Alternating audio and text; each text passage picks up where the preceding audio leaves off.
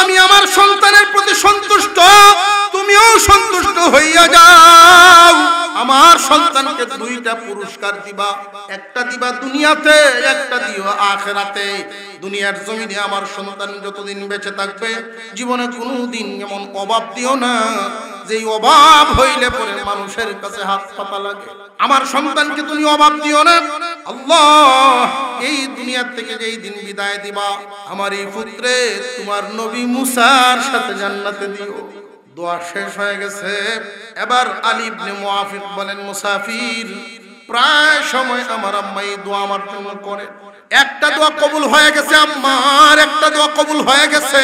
এই যে ছোট্ট ব্যবসাটা করি, এর দ্বারা আল্লাহ এত বরকত দেন, এত সুন্দর করে আল্লাহ আমারে চালায় নেন। জীবনে কোনোদিন অভাব আমি দেখি না, বরং মানুষকে আমি পর্যায়ে হাসানা দেই, মানুষকে আমি সাহায্য সহযোগিতা করি। অভাব কি জিনিস আমি কোনোদিন দেখি না। মুসিবত আমার সামনে হাজির হয় না। আমার মার দোয়ার বদৌলতে আল্লাহ চালাইতেছেন। জানি না গো দ্বিতীয় দোয়াটা কি আল্লাহ কবুল করবেন কিনা, জান্নাত কি পাই কিনা, মুসা নবীর সাক্ষাৎ পাই কিনা। মুসা আলাইহিস সালাম দুইটা হাত বাড়ায় দিয়েছেন, আসো আমার বুকে আসো। আল্লাহ পাক তোমার এই দোয়া কবুল করছেন, আল্লাহ তোমার এই দোয়া কবুল করছেন। আমি মুসা নবী, আল্লাহ বলছেন তুমি আমার সাথে জান্নাতে যাইবা। তোমার মা দোয়া কবুল হয়ে গেছে, আমার সাথে তুমি জান্নাতের সাথী হইবা। আল্লাহ পাক রব্বুল আলামিন আমারে পাঠাইছেন, আমি আইছি গলা মিলাইতে। আসো। এক নাম্বার পুরস্কার আল্লাহ পাক রব্বুল আলামিন আল্লাহর একটা বিধান যারা পালন করবে এদেরকে এক নাম্বার পুরস্কার দিবেন বরকতি মাল। দুই নাম্বার পুরস্কার তার সন্তানাদি মানুষের মতো মানুষ হবে।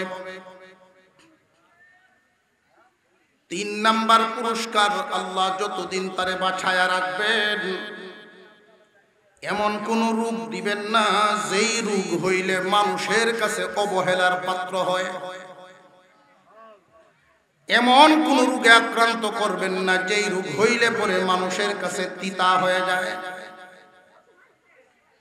এক মাস যদি কেউ বিছানায় পড়ে কাতরায়, বিবির কাছেও স্বামী তিতা হয়ে যায়, সন্তানের কাছেও মা বাবা বোঝা হয়ে যায়। এক নাম্বার পুরস্কার মালে বরকত, দুই নাম্বার পুরস্কার সন্তান হবে মানুষের মতো মানুষ, তিন নাম্বার পুরস্কার আল্লাহ তারে সুস্থ একটা হায়াত দিবেন। এই হলো দুনিয়ার জমিনের তিনটা পুরস্কার। পুরস্কারগুলো কি ছোট না সবগুলো দরকারি?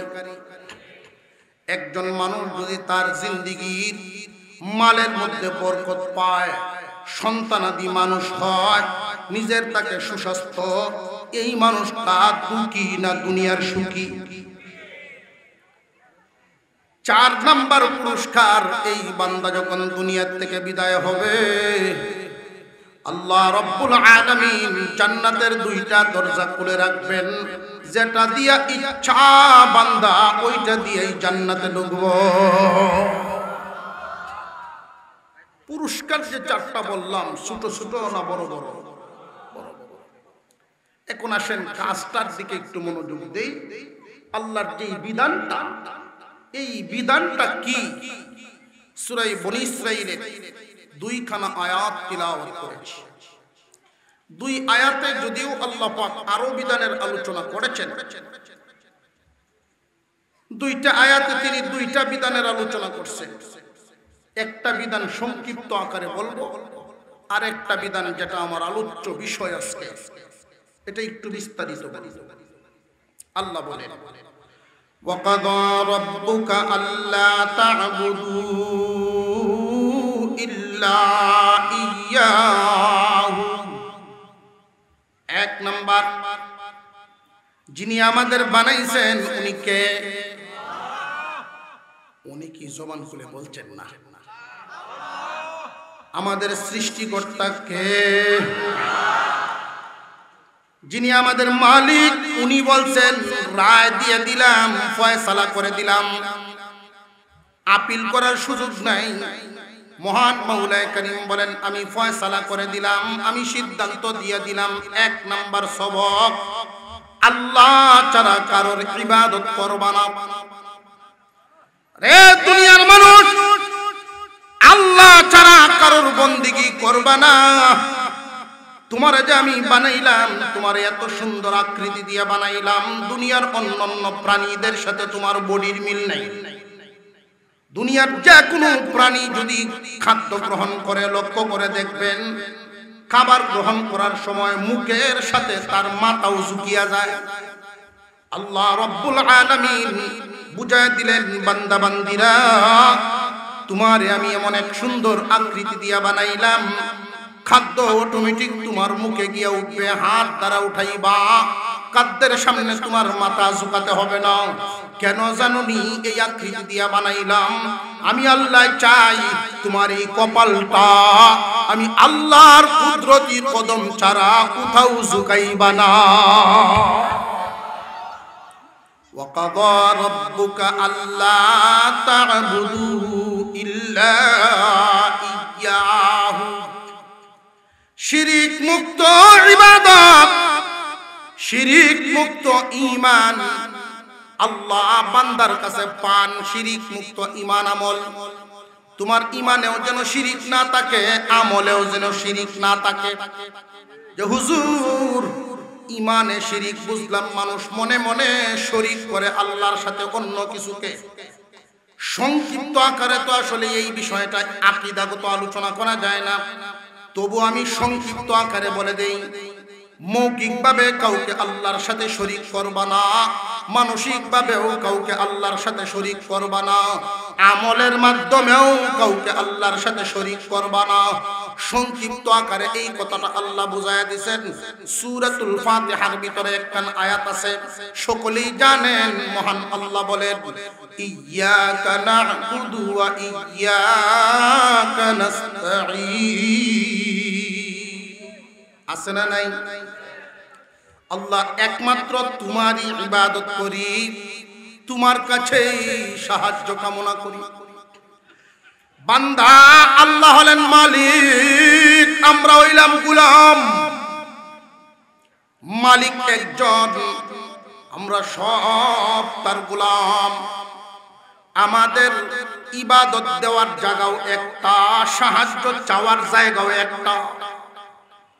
ইবাদত করবেন কয়জনের? জবান খুলে আওয়াজ, ইবাদত কয়জনের? একজনের ইবাদত। যা করবেন একমাত্র একজনকে খুশি করার জন্য, ভিন্ন কোনো কারণে লোক দেখানোর উদ্দেশ্যে কোনো ইবাদত নয়। এই জমিনে অনেক মানুষ এই ইবাদতগুলো হেলায় হেলায় লোক দেখানো কাজ করে বসে। লোক দেখানো কাজ হেলায় হেলায় করে বসে। খুব সাবধান। নামাজ পড়বেন তো আল্লাহর জন্য পড়বেন, কুরবানি দিবেন তো আল্লাহর জন্য দিবেন। অনেক মানুষ কুরবানিতে লোক দেখানো নিয়তে গন্ডগোল ঢুকায়া দেয়, লোক দেখানো রিয়া ঢুকায়া দেয় ভিতরের ভিতরে।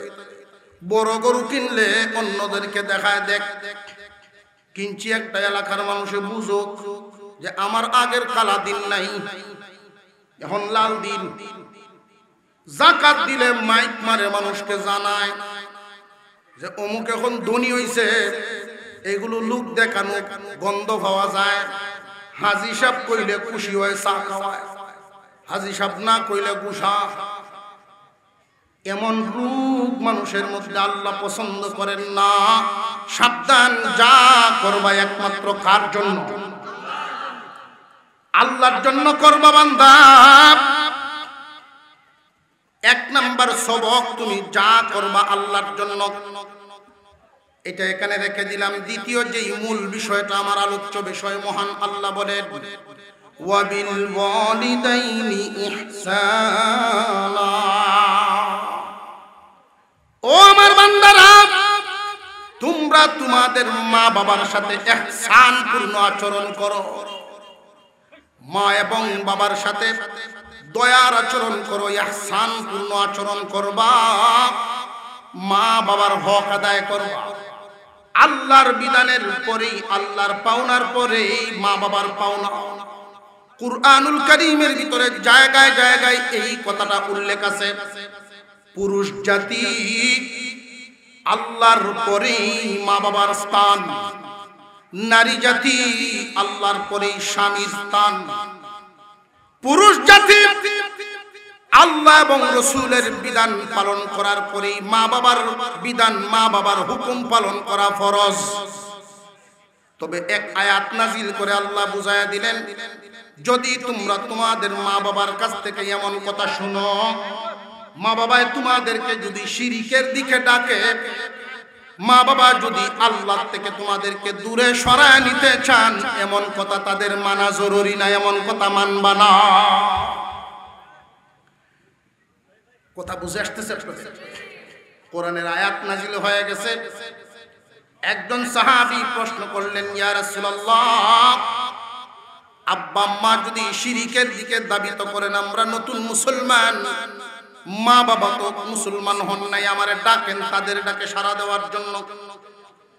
আল্লাহ আয়াত নাযিল করে বুঝায়া দিলেন, মা বাবা যদি আদেশ করেন শিরিক কাজ করার জন্য, বেদাতপূর্ণ কাজ করার জন্য, যেই কাজে আল্লাহ অসন্তুষ্ট, তাদের এই হুকুম মানতে পারবা না, আল্লাহর হুকুম তখন মানবা।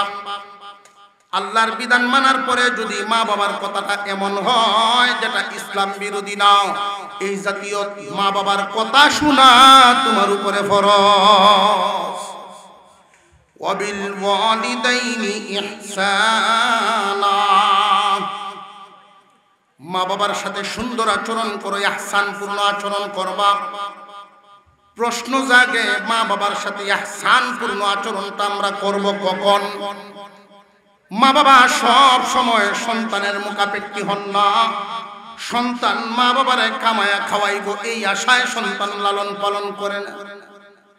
কোন মা বাবা সন্তানকে এই উদ্দেশ্যে লালন পালন করেন না, সন্তান বড় হইয়া আমারে কামাই করে খাওয়াইব। এই কথাটা যদি আপনাদের বিশ্বাস না হয়, তাহলে সমাজের দিকে একটু তাকান। অনেক সন্তানাদি আতুল্লুলা, লেংরা কানা আছে না নাই? কামাই করে খাওয়ানোর উদ্দেশ্যেও যদি থাকতো, তাহলে এই জাতীয় মানুষগুলো কেউ লালন পালন করলো না। বরং দৃষ্টিতে আমরা দেখতে পাই, সন্তান যদি শারীরিকভাবে দুর্বল হয়, মা বাবার দয়া মায়া এর প্রতি আরো বেশি হয়। একটু জোরে কর। এতে বোঝা গেল মা বাবা সন্তানকে লালন পালন করেন, মা বাবা সন্তানকে লালন পালন করেন দুনিয়া কামানোর উদ্দেশ্য নয়, একমাত্র মায়া এবং মহব্বতের কারণে। সন্তান কামাই করে খাওয়াইবো, সন্তান খেদমত করব, এই আশায় লালন পালন করে না। তাহলে আল্লাহ যে বিধান করে দিলেন, ওয়াবিল ওয়ালিদাইনি ইহসানা, রে দুনিয়ার মানুষ, তোমরা তোমাদের মা বাবার প্রতি ইহসানপূর্ণ আচরণ করবা। এই ইহসানপূর্ণ আচরণটা করব কখন? মহান আল্লাহ উল্লেখ করে দিয়েছেন সব সময় তোমার মা বাবার প্রতি ইহসানপূর্ণ আচরণ করতে হবে, এমন মহান আল্লাহ পাক রব্বুল আলামিন সময়টা উল্লেখ করে দিয়েছেন। ইম্মা ইয়াবলুগান্না ইনদাকাল কিবারা আহাদুহুমা আও কিলাহুমা, সারা জিন্দেগি ভর মা বাবাকে তুমি শ্রদ্ধার জায়গায় রাখবা, তবে যখন তারা বার্ধক্যে পৌঁছে যাবে, বার্ধক্যে যখন পৌঁছে যায়, তখন আলাদা একটা নজর দেওয়ার জন্য আল্লাহ আদেশ দিলেন। কেন জানেননি? মানুষ যখন বুড়া হয়ে যায়, শিশুর চাইতেও অসহায় হয়ে যায়, ঠিক না ঠিক? সংসার আর তার হাতে নাই, সংসার সন্তানদেরকে দায়িত্ব বুঝায় দিল। একজন মানুষ বার্ধক্যে পৌঁছে গেলে লোকটা বড় অসহায় হয়ে যায়। আমাদের এই দেশের সামাজিক চিত্রগুলো যখন দেখি, চার ভাইয়ের পরিবারটা বন্টন করে নিতে গিয়া সম্পদ তো বন্টন করেছে, মা বাবারেও বন্টন করে। এক ভাইয়ে মারে খাওয়ায় 1 মাস, আরেক ভাইয়ে বাবারে খাওয়ায় 1 মাস। এমন ঘটনা আছে না নাই? যুবক রে, এমন করিও না, সাবধান। কেন জানোনি? তোমার মা বাবা দুজন একসাথে থাকনেওয়ালা মানুষ। তারা দুইজন, দুই ভাই মিলেই যদি খাওয়াও, দুজন রে 1 মাস একসাথে রাখবা, আলাদা করিও না। এই খানার কারণে এদেরকে তোমরা আলাদা করিও না। জোয়ান বয়সে তার বিবির যেই পরিমাণ দরকার, বুড়া বয়সে একজন মানুষের আরো বেশি দরকার। বিশেষ করে তুমি খাওয়াইবা মারে, তোমার ভাইয়ে খাওয়াইবো বাবারে। একজন যখন সামনে খানা নিয়ে বসে, তার সামনে যদি ভালো খাবার আসে, ওই বুড়ি খাইতে চাইবে না, তার মনে বড় বেতা, বুড়ার কথা মনে হয়। বুড়ায় যদি খাইতে চায়, বুড়ির কথা মনে হয়। কারণ একসাথে তারা একসাথে খাইতো। তোমরা যখন ছোট ছিলা, এই সংসারে তারা কবুতরের জোড়ার মতো ছিল। তোমার আব্বা বাজার থেকে বা কাজ থেকে আসতে যদি দেরি হইতো, তোমার মা খাইতেন না, অপেক্ষায় বসে থাকতেন। আজকে এই খানার কারণে তোমরা আলাদা করে দিলা। সাবধান, এদের প্রতি দয়ার নজর, ইহসানপূর্ণ নজর দিবা। এদের মনে যেন কোনো কষ্ট না থাকে। অনেক মা বাবা মনের কষ্ট প্রকাশ করে না, মনের কষ্ট মনে নিয়েই কবরে যায়, প্রকাশ করার জায়গা পায় না। তুমি সন্তান, মা বাবার চেহারা দেখেই তুমি বুঝে ফেলতা তার মনে কোনো কষ্ট আছে কিনা। তুমি যদি যোগ্য সন্তান হইয়া থাকো, মা বাবারে আলাদা নিয়ে মাঝে মাঝে সময় দিবা, মা বাবার সাথে সুন্দরভাবে আচরণ করে কথা বলবা। যদি তার মনে কোনো দুঃখ কষ্ট থাকে, যেন নির্দ্বিধায় তোমার কাছে বলে। অনেক সময় মা বাবা মনের দুঃখ বলতে চায় না, যে সংসারে ঝগড়া হইব, সংসারে কার্য হইব, এই কারণে বলেন না। তুমি গোপনে সময় দিবা। যদি দেখা যায় তোমার মা বাবারে তোমার বিবি একটু অত্যাচার করে, আমি এই কথা বলি না বিবি তালাক দিয়ে দেন, এই কথা বলি না। আপনি ব্যবস্থা নিবেন, একটু কঠোর ব্যবস্থা নিলেই দেখবেন ঠিক হয়ে যাবে। আর যদি ব্যবস্থা না নেন, দিন দিন শুধু নির্যাতনের হার বাড়তেই থাকবে, আর এই কষ্ট নিয়েই তারা কবরে যাবে। একবেটা সারাদিন দোকানদারি করে, ওই যে ভোরবেলা যায় ব্যবসা, আরেকবার রাত্রে 8টা-10টা বাজে। বুড়া বুড়ি আছে বাড়ি, এদের সাথে 1 সপ্তাহে 1 দিন দেখা হয়। সকালে ঘুম থেকে উঠে গোসল করে খায় যে দোকানদারি যায়, আরেকবার রাত্রে আসতে আসতে মা বাবা ঘুমায় যায়। সপ্তাহে 1 দিন কথা হয় কিনা সন্দেহ। আর এদিক দিয়া বৌমার নির্যাতন ভোগ করতে করতে বাটি দিয়ে মাপিয়া, বাটি দিয়ে মাপিয়া বাদ দেয়, ফেট তো ভরে না। এই দুঃখ বাহিরের মানুষের কাছে বলা যায় না। ছেলের ইজ্জত চাই, ফেটের ক্ষুধা সহ্য হয় না, কি করা যায়? তো তাদের এক নাতি আছে, 8-9-এ পড়ে। তো এই ছেলে নাতিরে ডাক দিছে, বাইরে আমার যে মাপে ভাত দেয়, আমার তো পেট ভরে না। নাতি বুদ্ধি দিছে, তুমি এই বাড়িটা ভাঙ্গে লাও। বাড়ি কি করতো? ভাঙ্গে লাইতো। তোর মা যে চোরা মানুষ, মহিলাদের মধ্যে কিছু মহিলা আছে চোরা, ঝগড়াটে। যদি একটু কথার লাগাল ভাই, সারা দিনের জন্য FM রেডিওর মতো বাজ দিতে হবে।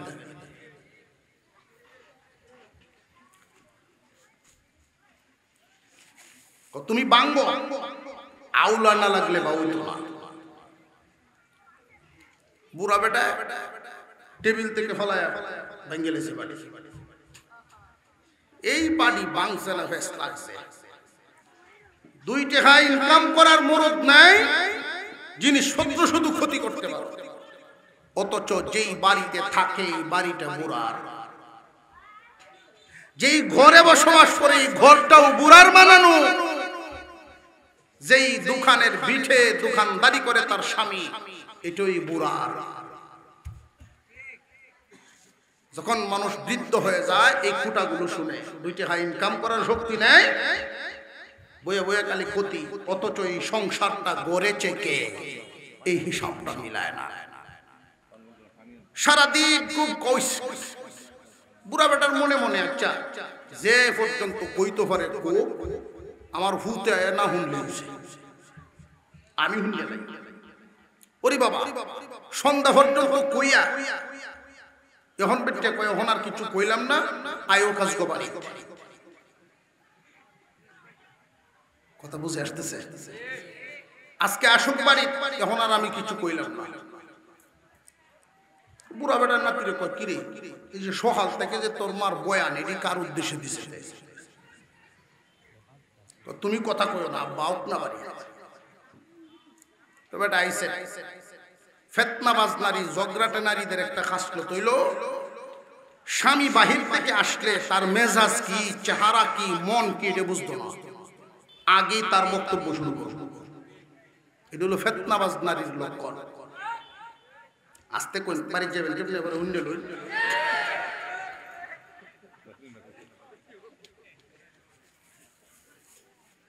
উনি আইছেন রাত্রে 9টা 10টায়, তোমার বাড়ি তুমি তাহো, আমি থাকতাম না। আমরা যুবকরার মধ্যে অনেক যুবক এমন আছে, বউ যদি এই হুমকি দেয় আমি থাকতাম না, তার ব্যাগ যেগুলো আগে হইবে। যুবকের নেশার যদি এমন হয়, বিবি হুমকি দিছে থাকবে না বাড়িতে, তুই তোর কাপড় চোপড় গুছা, আমি একটা দেখি গাড়ি নিয়ে ভাই, আমি একটা গাড়ি আনি, অটো আনি, তুই তোর কাপড় চোপড় বেগছে গুছা। এখন দিন যদি এমন করতে পারেন, এই বাবার বর্তমান জীবনে যে আমি থাকতাম না, না টাইট দেওয়ার তো লক্ষণ বুঝন লাগবো, হ্যাকমত তো জানুন। যেই কইছে আমি তোমার বাড়ি থাকতাম না, কিতা হইছে কি হইছে? তুমি তো সারাদিন যাও দোকানদারি, আমার উপরে এক জ্বালা তৈরি যাও। এই বুড়া বুড়ির খেদমত করতে করতে আমার জান শেষ, আর ঘরের জিনিসপত্র ভাঙ্গিয়া রাখছে। তার কথায় বোঝা যায় কয়েক সুকেশ জিনিস ভাঙছে। বেটার মনে মনে আচ্ছা যে আমি যেহেতু বাড়ির থাকি না, আমার বাপের 2 কথা কয়ে লাইলে বউ খুশি হয়ে যাবে।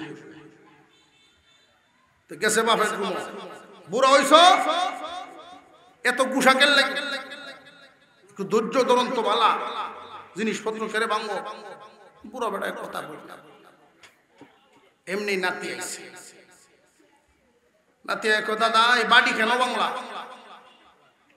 এখন দাদা কিরে তোর বুদ্ধি তো করছিলাম, তুমি বাড়ি দেখে লাগে ভাঙতে গেলা, এখন আমি মাপ কই ভাই, এই মাপটা আমি কই ভাই। বাপে পুত্রে জিগা কিরে তোর দাদারে কিতা কইছ মাপ কিতা? তোমরা যে মাপকে বাদ দেও দাদারে, তোমরা যেদিন বুড়া বুড়ি হইবা এই মাপটা আমি ভাই মুখ। এখন মাপ পাই দিয়েছি, রান্না করোকে কই বুড়া বয়স ফেট করে খাইতে চাস? যদি ফেট করে বুড়া বয়স খাইতে চাস, আমার মা বাপরে মাপে দেওয়া হনিবদ্ধ হইলে তোর হুত দেখতেছে শিখতেছে, এইভাবেই তোরে খাওয়াই। সমাজের মধ্যে আমরা যা দেখি, যারা মা বাবার অবাধ্য সন্তান সুখী হতে পারে না। মা বাবার বাধ্য সন্তান 4টা পুরস্কার পাবে, মা বাবার অবাধ্য সন্তান 4 পুরস্কার থেকে বঞ্চিত হবে। মা বাবার বাধ্য সন্তানের জন্য 1 নাম্বার পুরস্কার বলছিলাম, মনে আসেনি? বরকত। আপনারা প্রশ্ন করতে পারেন, হুজুর দেখছি মা বাবার অবাধ্য সন্তান পয়সা ইনকাম করে অনেক, আপনি তার কাছে ভিড়ে কবর নেন, পয়সা ইনকাম করতে পারে, পেরেশানি দূর হবে না। ইনকাম বেশি করতে পারে কিন্তু পেরেশানি দূর হবে না। টেনশন আর টেনশন, পেরেশানি আর পেরেশানি। সুখ শান্তি আরাম আয়েশের সম্পর্ক বডির সাথে না, মনের সাথে। অনেক মানুষ পেরেশানির কারণে এসি রুমেও ঘুমে ধরে না, আর মনে যদি সুখ থাকে রাস্তার কাছেও ঘুমে ধরে। মা বাবার অবাধ্য সন্তান মালে বরকত পাবে না, অর্থাৎ পেরেশানি দূর হবে না, পুস্তক বই খালি। মা বাবার অবাধ্য সন্তান ছেলে মেয়েদেরকে মানুষ করতে পারবে না।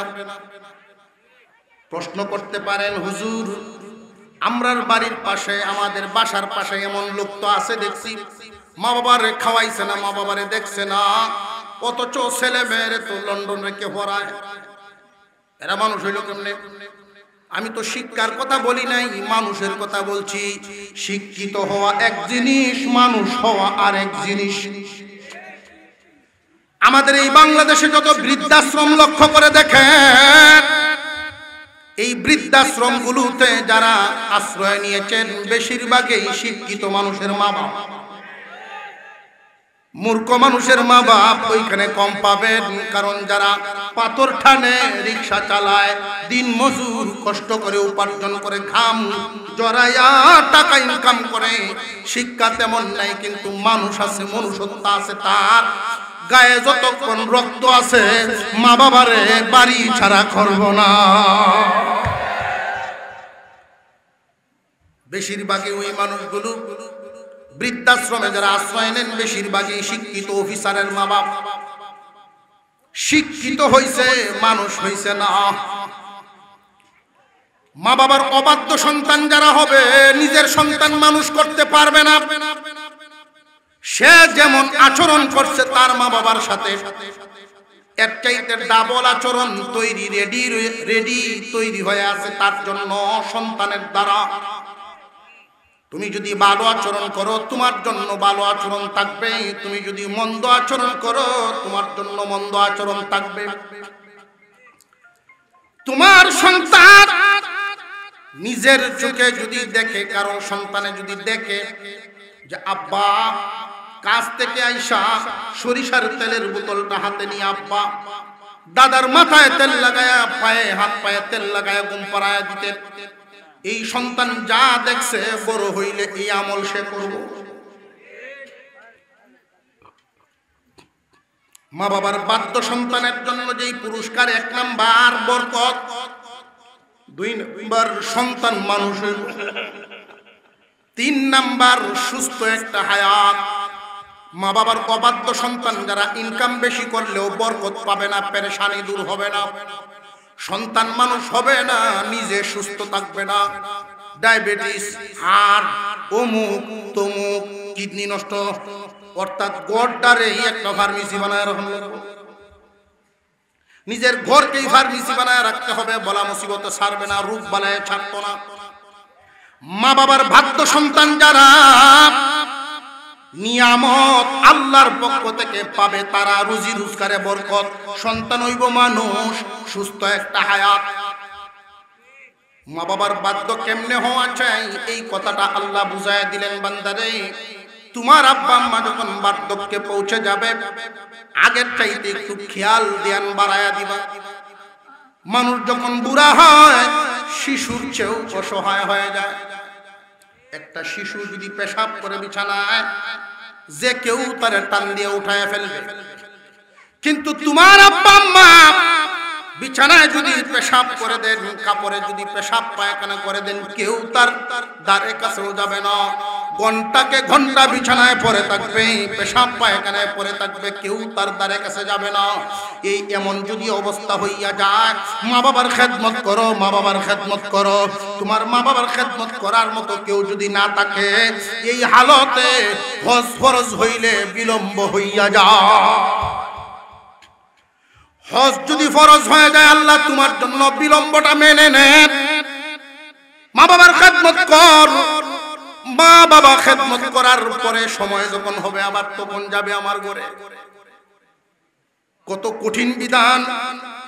মা বাবার খেদমত এত শক্ত করে আল্লাহ বুঝায় দিলেন, তারা যখন বার্ধক্যে পৌঁছে যায়, শারীরিক মানসিক উভয়ভাবে যেন তোমার আচরণে খুশি থাকে।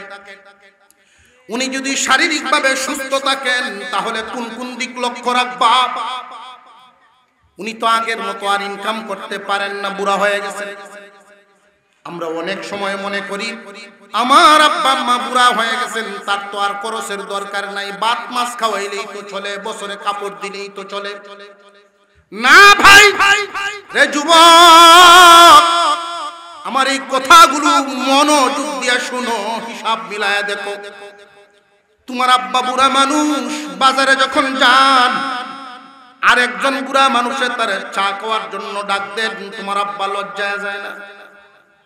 কেন জানো নি? যে আমি যদি এর চাটা খাই আর একদিনের খাওয়াই হইতো। তুমি সন্তানের উচিত তোমার ইনকাম যেই পরিমাণ, ইনকাম অনুযায়ী মা বাবার পকেটে আলাদা কিছু পয়সা দিও। মাসে 200 হোক, মাসে 500 হোক, আব্বা নিন, এই টাকাটা আপনি আপনার মন মতো খরচ করবেন।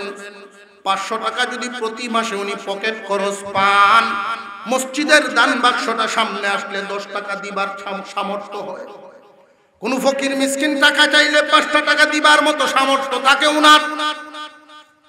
তোমার সন্তানরা যখন বাজার থেকে তোমার আব্বা আসলে দাদা দাদা কইয়া ধরে, কিছু মজা আনবার সামর্থ্য থাকে, তোমার আব্বার পকেটে কিছু পয়সার দরকার, আলাদাভাবে 200 হোক 500 হোক কিছু টাকা হিসাব ছাড়া কিছু টাকা এদেরকে তুমি দিবা। মার কাছে 200, বাবার কাছে 500, এইভাবে দিলে তোমার ইনকাম কমতো না, তোমার মালে আল্লাহ বরকত ঢেলে দিব। অনেক মানুষ সরকারি চাকরি করার কারণে রিটায়ার্ড আইসা গেছেন, এরপরেও তার তো একটা আশা থাকে প্রতি মাসে আমি একটা পয়সা পাবো। তোমার আব্বা তো একজন মহাজন ছিলেন বা গৃহস্থ ছিলেন বা কৃষক ছিলেন বা লেবার ছিলেন, এখন বুড়া হওয়ার কারণে উনার তো আর ইনকাম নেই। তুমি প্রতি মাসে একটা পয়সা উনার হাতের মধ্যে দিয়া দিবা, উনার অন্তরে যেন এমনটা জাগ্রত হয়, সরকারি চাকরি করি নাই তো কি হইছে, যোগ্য সন্তান জন্ম দিছি, মাস গেলি আমার হাতে পয়সা দেয়। তোমার আব্বার মনটা যেন বড় থাকে। অনেক ক্ষেত্রে এমন দেখা যায়, এই কথাগুলো বলার উদ্দেশ্য, এইখানে যে সমস্ত যুবকরা আছে আমার বিশ্বাস সবাই মা বাবার বাধ্য সন্তান। মা বাবার অবাধ্য সন্তানরা এই সমস্ত কাজে খুব কমই অংশগ্রহণ করে। মা বাবার বাধ্য সন্তানদেরকে এই কথাগুলো শোনানোর উদ্দেশ্য হলো আমার এদের ঘুমন্ত বিবেক জাগ্রত করা। অনেক সময় খেয়াল থাকে না, বিয়া খেলে এমন হয়ে যায়, বাবার ভালো সন্তান 2-4 জন ভালো সন্তান বাবায় বানাইছে, এই সন্তানরা খেয়াল করে না বুড়ার ইনকামের দিকে, বুড়ার পকেটের দিকে। দোকান বাকি আনতে আনতে 400-500 টাকার মতো জমা হয়ে গেছে। মুরব্বী চিন্তায় পড়ে গেলেন, এই টাকাটা আমি কোত্থেকে দেব। 4-5 জন সন্তানের মধ্যে উনি ভাবলেন, আমার অমুক ছেলেটার মনটা বেশি ভালো, ওর কাছে চাইলে হয়তো আমি টাকাটা পাইব। ঘরের ভিতরে চান নাই, কারণ বৌমায় শুনলে বিভিন্ন ধরনের প্রশ্ন দিয়া ফেসায়া দেব। কি করছেন বুড়া মানুষ, হতো টিহা কি করতেন আপনি? উনি লজ্জায় ঘরের বাইরে চলে গেছেন, বাড়ির বাইরে গিয়ে দাঁড়ায় রইছেন।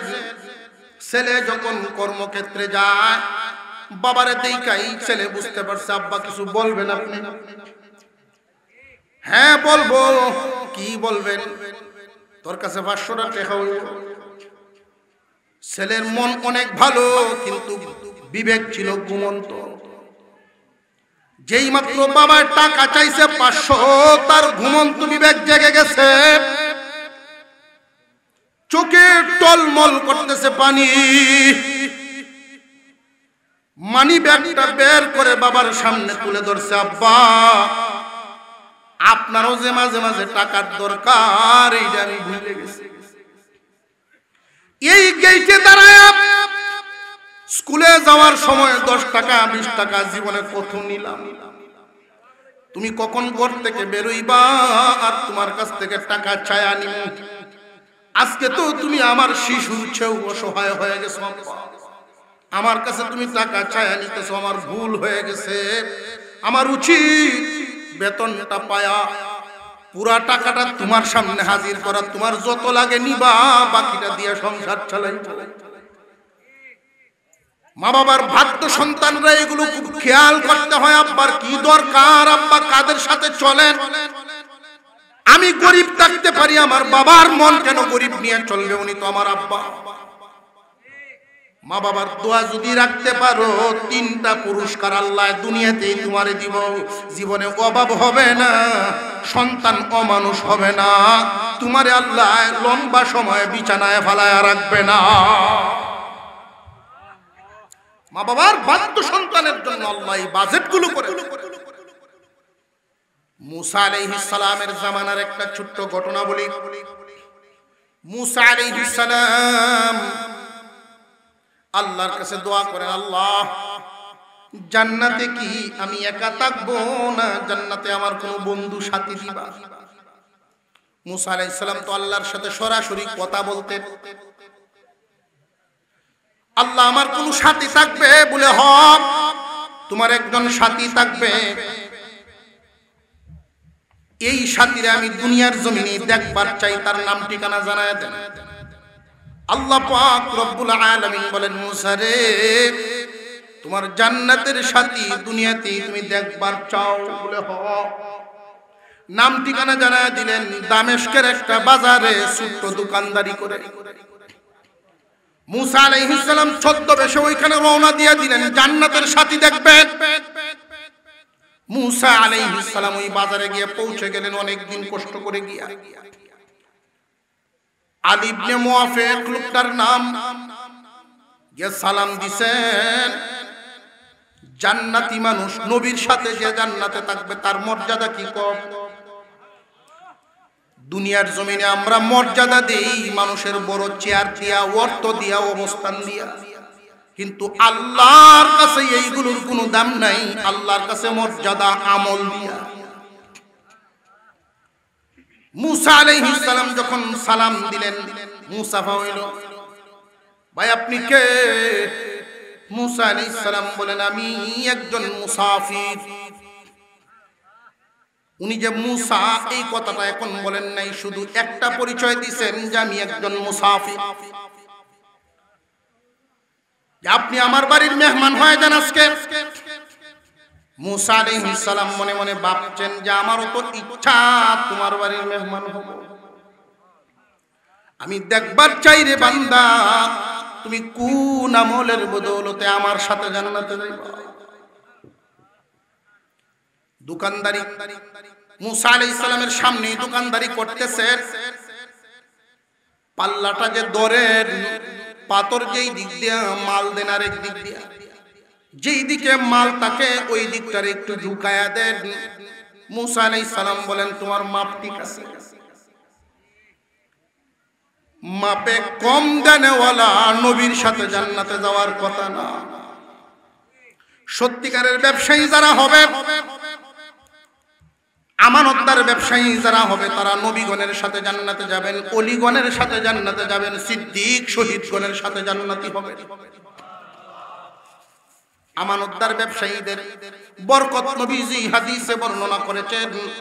সত্যিকারের ব্যবসায়ী, সত্যবাদী ব্যবসায়ী, আমানতদার ব্যবসায়ী নবীগণ, শহীদগণ, সিদ্দিকগণ, সালেহ ওলিগণ, নবীগণ, শহীদগণ, সিদ্দিকগণ এবং আল্লাহর ওলিগণ, এই 4 দলের সাথে সত্যবাদী ব্যবসায়ীরা জান্নাতে যাইব। মুসা আলাইহিস সালাম তাকে দেখলেন। সন্ধ্যা যখন হলো, একসাথে তারা রওনা দিলেন বাড়ির দিকে। মুসা আলাইহিস সালামের উদ্দেশ্য হলো, আমি দেখবার চাই কোন দোয়া, কোন আমলের বদৌলতে সে আমার সাথী হবে, জান্নাতে আমার বন্ধু হবে। বাড়িতে গেলেন, গিয়া যেই মাত্র বাড়ির কাছে পৌঁছলেন, বাড়ির ভিতরে ঢুকতেছেন আর ডাকতেছেন, বিবি গরম পানি করা আসেনি? জি গরম পানিটা করা আছে। পাশের রুমে গিয়া ঢুকলেন। সর্বপ্রথম নিজের রুমে না ঢুকে পাশের রুমে ঢুকছেন। কারণ কি যে পাশের রুমে ঢুকছেন, এই আলী ইবনে মুয়াফিকের আম্মা বিছানায়, বয়সের বারে উনি ছোট হয়ে গেছেন, ছোট। নিজে গিয়া ওনারে গরম পানি দিয়া গোসল করায় কাপড় পরায়া বসাইছেন। মুসা আলাইহিস সালাম জিজ্ঞাসা করেন, ব্যবসায়ী ভাই, এই কাজটা তো তোমার বিবিরে দিয়েও করাইতে পারতা, তুমি কেন আইসা করলা? এই কাজ কি বিবিরে দিয়ে করানো যায় না? ও ভাই মুসাফির, আমার বিবিকে বললে করবে ঠিক, কিন্তু আমি আমার বিবিরে দেই না। কেন জানেন? আমার বিবি 1 সপ্তাহ 2 সপ্তাহ 3 সপ্তাহ খেদমত করার পরেই তার খারাপ লাগতে পারে। আমার মার সামনে যদি বিরক্তির কোনো আওয়াজ দেয়, আমার মার সামনে যদি বিরক্তিকর কোনো আওয়াজ দেয়, আমার মা কষ্ট পাইব। এই জন্য আমার মার এই খেদমত নিজ হাতে করি, একদিন নয় 2 দিন নয়, 40 বছর যাবত আমার মার খেদমত আমি এইভাবে করে যাই। মুসা আলাইহিস সালাম লক্ষ্য করতেছে আল্লাহর পয়গম্বর খানা নিয়ে আসলেন, আয়েশা এমন ভাবে মার মুখে উঠায় খাওয়াইতেছেন, মা চুকে দেখেন না, চোখের পাওয়ার কমে গেছে। মুখে উঠায় খানা খাওয়াইছেন বাচ্চার মতো করে। খানা খাওয়া শেষ, মুসা আলাইহিস সালাম এবার বলেন, ও ভাই, তুমি কি প্রতিদিন তোমার মারে এইভাবে মুখে উঠায় খাওয়াইয়া দাও? হ্যাঁ, আমার মারে আগে খাওয়াই, এরপরে আমি নিজে খাই। খানা শেষ, মহিলাটাই এবার বলতেছেন, বাবা রে, আমার কেবলামুখী করে দে, দোয়া করবো তোর জন্য। যেহেতু ঘরে একজন মুসাফির সাথে থাকলে তো দোয়া কবুল হয়, এই হলো মার বিশ্বাস। উনি 2টা হাত বাড়াইছেন, বাড়ায়া 2টা দোয়া করছেন। মুসা আলাইহিস সালাম দোয়া শুইনা আশ্চর্য হয়ে গেছে। মা বাবার ভাগ্য সন্তান, অবাধ্য সন্তান, পার্থক্য 2 জায়গায়। মুসা আলাইহিস সালাম শুনেন, ওই মহিলা দোয়া করতেছেন আল্লাহর কাছে, আল্লাহ, আমি আমার সন্তানের প্রতি খুশি, তুমিও খুশি হয়ে যাও। আল্লাহ, আমি আমার সন্তানের প্রতি সন্তুষ্ট, তুমিও সন্তুষ্ট হইয়া যাও। আমার সন্তানকে 2টা পুরস্কার দিবা, একটা দিবা দুনিয়াতে, একটা দিও আখিরাতে। দুনিয়ার জমিনে আমার সন্তান যতদিন বেঁচে থাকবে, জীবনে কোনোদিন এমন অভাব দিও না যে অভাব হইলে পরে মানুষের কাছে হাত পাতা লাগে। আমার সন্তানকে তুমি অভাব দিও না আল্লাহ। এই দুনিয়া থেকে যেই দিন বিদায় দিবা, আমার এই পুত্রে তোমার নবী মুসার সাথে জান্নাতে দিও। দোয়া শেষ হয়ে গেছে। এবার আলী ইবনে মুআফিক বলেন, মুসাফির, প্রায় সময় আমার আম্মা এই দোয়া আমার জন্য করে। একটা দোয়া কবুল হয়ে গেছে আম্মার, একটা দোয়া কবুল হয়ে গেছে। এই যে ছোট্ট ব্যবসাটা করি, এর দ্বারা আল্লাহ এত বরকত দেন, এত সুন্দর করে আল্লাহ আমারে চালায় নেন। জীবনে কোনোদিন অভাব আমি দেখি না, বরং মানুষকে আমি পর্যায়ে হাসানা দেই, মানুষকে আমি সাহায্য সহযোগিতা করি। অভাব কি জিনিস আমি কোনোদিন দেখি না, মুসিবত আমার সামনে হাজির হয় না। আমার মার দোয়ার বদৌলতে আল্লাহ চালাইতেছেন। জানি না গো, দ্বিতীয় দোয়াটা কি আল্লাহ কবুল করবেন কিনা, জান্নাত কি পাই কিনা, মুসা নবীর সাক্ষাৎ পাই কিনা। মুসা আলাইহিস সালাম 2টা হাত বাড়ায় দিয়েছেন, আসো আমার বুকে আসো। আল্লাহ পাক তোমার এই দোয়া কবুল করছেন, আল্লাহ তোমার এই দোয়া কবুল করছেন। আমি মুসা নবী, আল্লাহ বলছেন তুমি আমার সাথে জান্নাতে যাইবা। তোমার মা দোয়া কবুল হয়ে গেছে, আমার সাথে তুমি জান্নাতের সাথী হইবা। আল্লাহ পাক রব্বুল আলামিন আমারে পাঠাইছেন, আমি আইছি গলা মিলাইতে। আসো, গলা মিলাইছেন, চুমা দিছেন কপালে। তোমার মার দুয়ার বদৌলতে আল্লাহ তোমার মাকাম এত উঁচা। যাদের আব্বা আম্মা নাই, দোয়া করবেন আল্লাহর কাছে, দোয়া করবেন, আল্লাহ রব্বির হামহুমা কামা রাব্বায়ানি সগীরা। যাদের আব্বা আম্মা আছেন জীবনে কোনোদিন উঁচা আওয়াজে তাদের সাথে কথা বলবেন না, ধমক দিয়া না, রাগের অবস্থায় মা বাবার সামনে না যাওয়া ভালো। তোমার আব্বা আম্মা তোমার চেহারাটা মলিন দেখলে তাদের কলিজা ফাইটে সহ্য করতে পারে না। তোমারে খুশি দেখতে চায়, তোমার মিষ্টি কথা শুনতে চায়, কারণ তুমি যেই দিন ছোট ছিলা তুমি বারবার কথা বললেও তোমার আম্মা আব্বার খালি ভালোই লাগতো, ভালোই লাগতো। আজকে যদি বুড়া অবস্থায় এক কথা 2-4 বার বলে ফেলে তুমি রাগ করো না, ধমক দিও না, সাবধান সাবধান। এই মা বাবার দোয়ায় তোমার সফলতা। যাদের আব্বা আম্মা নাই পারলে নিজের সন্তান নিয়ে, নিজের সন্তান সাথে নিয়ে মাঝে মাঝে কবর জিয়ারত করবে। মা বাবার কবরের কাছে গিয়ে আম্মা আব্বার জন্য আলহামদু কুলফু ভরে যা পারেন তা পরে দোয়া করবে। কিচ্ছু পারেন না আস্তাগফিরুল্লাহ পরে পরে তো আল্লাহর কাছে তা বলতে পারবেন, আল্লাহ এই যে কবরে শুয়ে রয়েছে এই 2 জন মানুষের তুমি জান্নাত দিও। সন্তানের দোয়া কবুল। সন্তান মূর্খ হোক দোয়া কবুল হয়ে যায়। আলেম উলামার সাথে থাকলে বরকত, আলেম উলামার সাথে থাকলে বরকত। কিন্তু তুমি সন্তান অন্তত সপ্তাহে 2 দিন হইলেও দোয়া করা মা বাবার জন্য। এই দোয়া যখন তাদের রুহে গিয়া পৌঁছবে, মা বাবার রূহ শান্তি পায় যে আমার সন্তানকে রেখে আইলাম, ওরা তো সহি রাস্তায় আছে, আল্লাহর ইবাদতে মশগুল আছে। সারা বছর যখন স্মরণ করো না ওরা পেরেশান হয়ে যায়, আমার সন্তান দুনিয়াদার হয়ে গেছে, আমার সন্তান দুনিয়াদার হয়ে গেছে। আমার কথা যখন মনে করে না আল্লাহর ইবাদত তো করে না। এই জন্য মা বাবার জন্য অন্তত সপ্তাহে 2 বার হইলেও দোয়া করা, পারলে সদকা করা। যাদের আব্বা আম্মা দুনিয়ায় নাই মা বাবার নিয়তে এমন ভাবে সদকা করবেন, মা বাবার রূহের জন্য যদি সদকা করেন, এই সদকা কেমনে যায়? মানি অর্ডার যদি বিদেশি সন্তান মা বাবার নামে পাঠাইলো, বাবার অ্যাকাউন্টে জমা হইছে, বাবার মন খুশি হয় না হয় না? মা বাবার রূহের মধ্যে যখন কোন সদকার সওয়াব পৌঁছে, দুয়ার সওয়াব পৌঁছিয়া যায়, এই যে লাইট এই রকম আলো আকারে মা বাবার রূহে গিয়া শামিল হয়। কে পাঠাইছে গো? এই নিয়ামত প্রত্যেকে আসলো যে তোমার সন্তান, যোগ্য সন্তান রেখে আসছো, ওই সন্তান তোমার জন্য পাঠাইছে। মা বাবার বাধ্য সন্তান আর অবাধ্য সন্তান বেশ কমটা বুঝে নিবে। মা বাবার বাধ্য সন্তানের জন্য আল্লাহ পুরস্কার রাখছেন, পুরস্কার। আমি জানি না এখানে কাদের মা বাবা নাই, কার কার মা বাবা আছে। যাদের আব্বা মা আছে তারা মা বাবার স্বাস্থ্যের দিকে বেশি করে খেয়াল রাখবেন, মা বাবার খেদমতের দিকে খেয়াল রাখবেন। যাদের আব্বা আম্মা নাই বেশি বেশি করে দোয়া করবেন, সদকা করবেন। মা বাবার রূহে পাঠানোর জন্য সবচেয়ে সহজ হাদিসের মধ্যে যতগুলো ইবারত, সবচেয়ে সহজ, তোমার ইনকাম 100 হইলে 1 দিও, 1 টাকা দিও অন্তত। ইনকাম যদি 1000 হয় 10 দিও।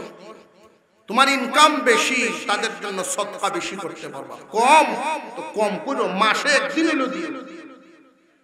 মা বাবার কথা ভুলে গেলে তো চলবে না। বাধ্য সন্তানের পরিচয় এই না। আমি এটা একটা মাদ্রাসার মাহফিল, আমি মুসাফির, আপনাদের সামনে পেশ করব মা বাবার বাধ্য সন্তান। আমি আশা করি প্রত্যেকেই বসে থাকবেন, 5-7 মিনিট সময় আমাকে দিবেন। মাদ্রাসা কিভাবে চলে এলাকাবাসী আমার চেয়ে বেশি ভালো জানেন। মাদ্রাসার সহযোগিতা আপনাদের প্রয়োজন, মাদ্রাসার সহযোগিতা করবেন, মাদ্রাসার বরকত আপনারা নিবেন। আপনারা সকলে যদি নজর করেন মাদ্রাসা দিন দিন তরক্কি হবে ইনশাআল্লাহ তাআলা। আজকে